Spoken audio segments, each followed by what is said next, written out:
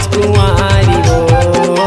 बना के ले जाबे मोला घर के सवारी गा, बना के ले जाबे मोला घर के सवारी गा।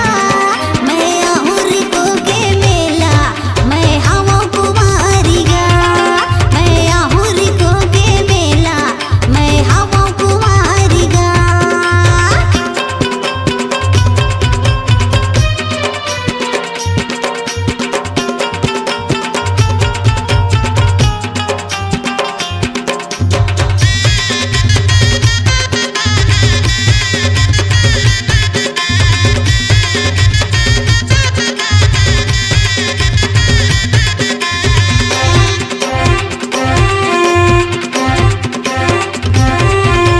तोर सपना मैं हाँ बैहा बही बरन हो जाथाऊंगा, तोर से मिले बर मैं हाँ बैहा कई बहाना बनाथाऊंगा।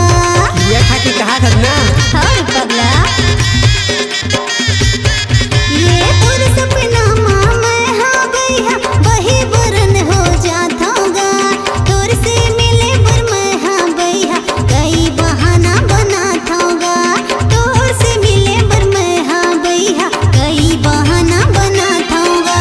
बना के ले जाबे मोला घर के सवारी गा, बना के ले जाबे मोला घर के सवारी गा। मैं आहुर को के मेला मैं हवा कुमारी गा, मैं आहुर को के मेला मैं हवा कुमारी गा।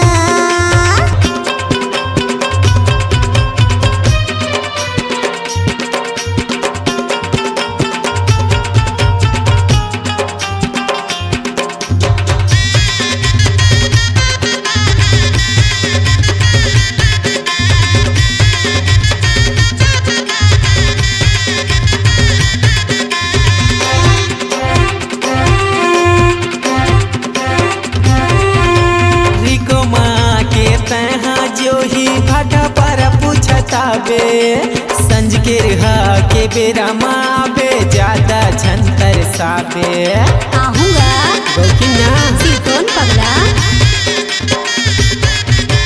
रिको माँ के तहा मीरा भाटा पर पूछता बे, संज के रहा के बेरा माँ बे ज्यादा झंतर साबे। संज के रहा के बेरा माँ बे ज्यादा झंतर साबे। बना के ले जाहूँ तोला ऐसे? घर के सवारी वो, बना के ले जाहूँ तोला